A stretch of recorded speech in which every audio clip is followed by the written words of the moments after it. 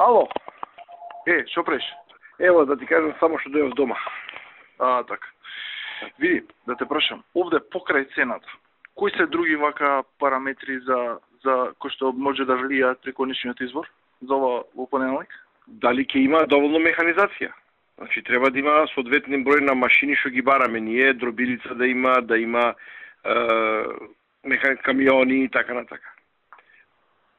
Потоа треба да има одреден турновер што го бараме, за да може да, ми се чини дека треба да има во последните 10 години околу 10 милиони евра.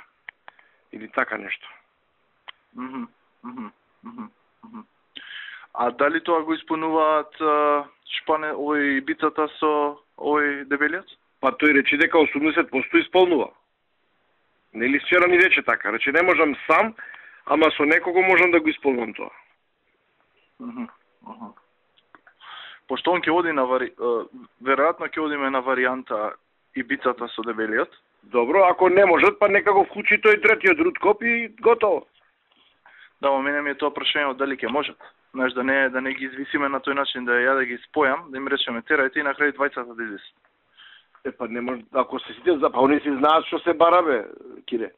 Они треба се видат во податоците, си ги знаат своите карактеристики. Да. Си знаат. Вчера ми се чини дека и Бица рече, јас че сам нема да можам да исполнам, ама со уште некого можам. Плюс прашав, тие машините што му се нему под лизинг може да му се важат како негови. Значи нема да има проблем од тој аспект. Така. А турновер дали има толков? Рече дека има 80% од тоа што се бара.